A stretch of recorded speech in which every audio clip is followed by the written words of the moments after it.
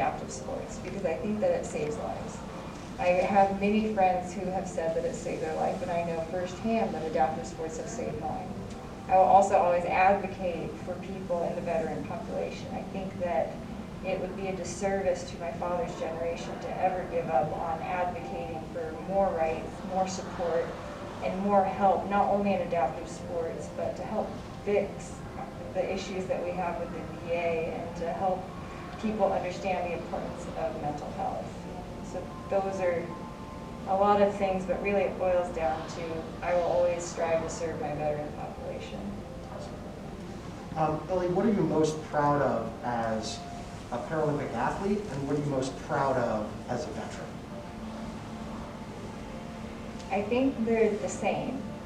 I am most proud that I've gotten the opportunity to have a voice and help support my brothers and sisters in the military. One of the things that we talked a little bit about is you're very fortunate that you've had the opportunity to wear the uniform of our country as an athlete and on that stage that you mentioned at the Paralympic Games, but also in the military.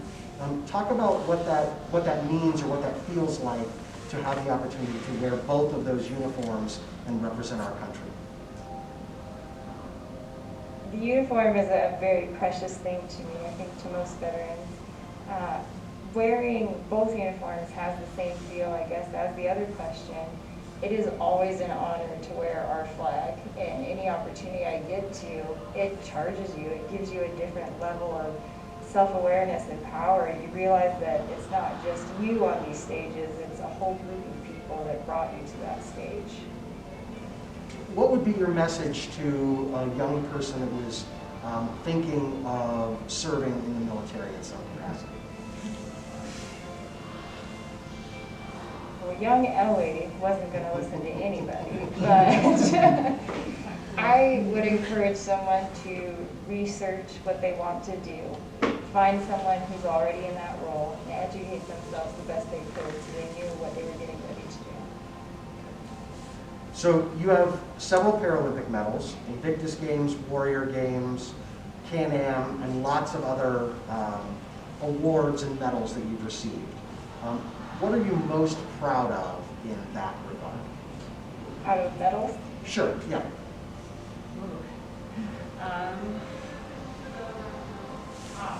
They all have their different stories, but I think the hardest medal for me was Rio in 2016. I had just gotten the opportunity to race with my Invictus family, and I was going into it on a high, just was celebrating being well enough to get to race with my military family, and I was thrown into a whole different world with the Paralympics. It was a completely different experience for me.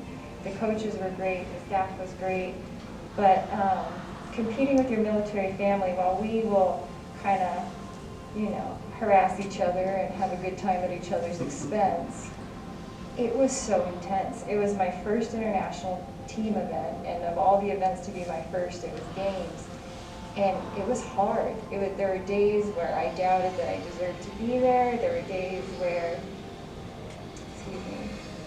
it was just, there's so much. I have survival guilt, and so the better I do, sometimes the worse I feel. And to be a part of Team USA and to win that medal, I felt so alone. And then the messages just started flooding in from my international military family. And I realized that that medal isn't mine at all. It's all of ours. So that one obviously is pretty special to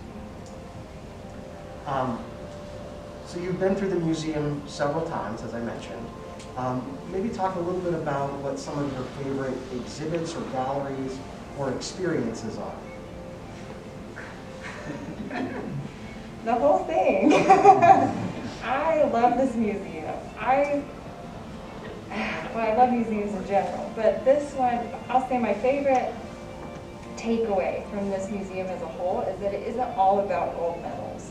And we spend so much time as athletes chasing medals and being told that we need to chase these medals. and we glorify them in our minds, but it's the journey that's the beautiful part. It's the history that you leave behind in the lives that you touch, to me, that matter more. And I think you guys have done a beautiful job of showing there's so much more than a medal in sports. Yeah, you're exactly right, and that's been very much a part of the design of the museum, to ensure that we're telling athlete stories of inspiration from the time that you're young athletes to what it takes to train and succeed, and those moments of joy and exuberation, and those moments of challenge and defeat. So we appreciate that. You appreciate that. If you don't mind, I would love for you to do a little show and tell, and maybe show us a few of the things that you brought with you today, and talk about what those are, and maybe just give our guests an opportunity to learn a little bit more about some of the things that you brought with you. Okay. So you Where do I I'll start? hold it and you can talk. So this one is a Warrior Games medal. So for those of you that don't know, the Warrior Games was a collab between A Lot of Hope from Charlie Huebner, if you know him, and the DoD trying to find an outlet for wounded, ill, sick, and injured service members. So this is an opportunity for us to compete, and this is why I accidentally found swimming. Before competing in the Warrior Games, I didn't know that I had a talent for swimming, and I had no idea that I could become a professional athlete. So the Warrior Games is quite special. And then we have that one. This is my gold medal from 2015 CISM World Games. CISM is a military, it's our worlds for the military. So it's men and women from all over the world, branches of service. And this is the first World Games where they had Paralympic athletes. The problem with being a Paralympic female in the military space is that there's just not a whole bunch of us. And so I ended up racing men, and so I did shot put and field. And during this particular games, I got a gold medal for shot put, which was very exciting because that was my first time throwing it, and I don't look like a shot putter. And then the hardest part about that games was it's so many different countries and so many different cultures. I get spoiled sometimes in the U.S. because I expected to get to podium. And that's not okay in some countries for women to podium against men. And so for the track events, they left me off the podium and I was declined to get multiple bronze medals. So that one's special in its own way. And then we have the Invictus Games medal. That's not my hand. Yeah. So Invictus Games is Prince Harry's extension of the Warrior Games. That's the easiest way to explain it. He came and observed the Warrior Games, and he fell in love with the idea and wanted it for all of our brothers and sisters, all of our allies, all these people from other countries that have served alongside of us. And so the inaugural Invictus was in 2014. In 2014, I flew to the inaugural Invictus, ended up having bilateral lung issues, ended up on life support, and the people of Papworth Hospital saved my life after I was in a coma for 2 months and sustained a brain injury. And so 2016 was the next Invictus. So these are from my redemption race. And I got to finally compete in an event that I almost flew over to die at. So the 2016 games were awesome. I got the chance, I asked Prince Harry ahead of time, if I win a gold medal, can I give it back to you? You take it to the doctors that saved my life.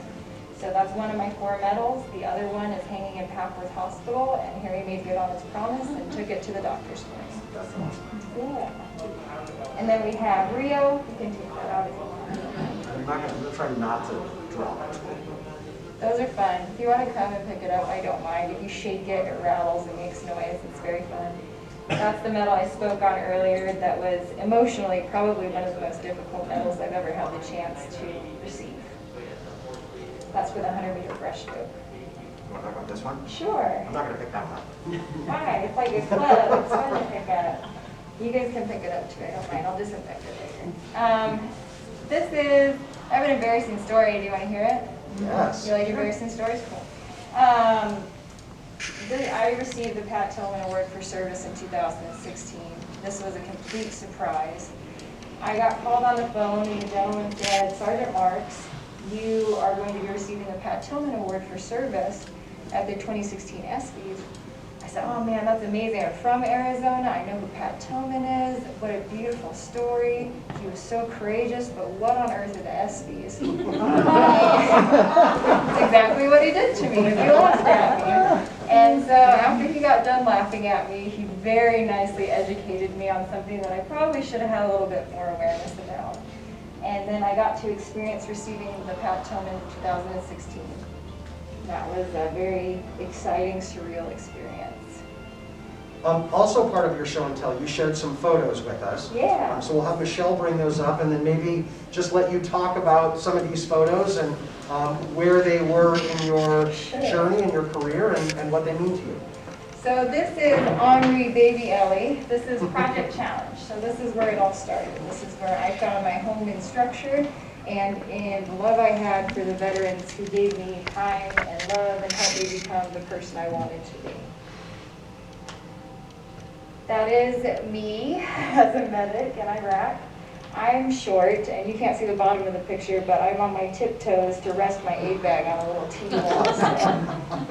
That is just me in my kit, looking like a goober. That is me sitting in the door gunner slot. I believe I was 17 or 18 years old in this photo, so it's the earliest photo I have of being in the military. This is the first time that I won a gold medal against men. This is my good friend Philippe. He's very sweet, and Benjamin, and they were nice enough to podium with me. I went to an event in France. It was a CISM event for swimming, and this was my first time getting to race against men. And when I showed up, the event organizer told me, we don't have any women for you to race. I said, that's okay, I'll race the boys, and he laughed at me. And he said, are you sure? I said, I'm sure, and I had to sign a waiver saying that I would race the men, and it was all fair. And then when I won in the breaststroke, they weren't laughing anymore. But my favorite part about this picture is that, as you know, podiums, it goes gold, silver, and then bronze. Well, they're still standing on their podiums. Very nice Frenchman, very good sports. Philippe wasn't as happy as Benjamin, obviously, but it's a good memory. That's me on life support. So when I spoke about 2014, I was on ECMO life support at Papworth Hospital. I was incredibly fortunate because I was kept in a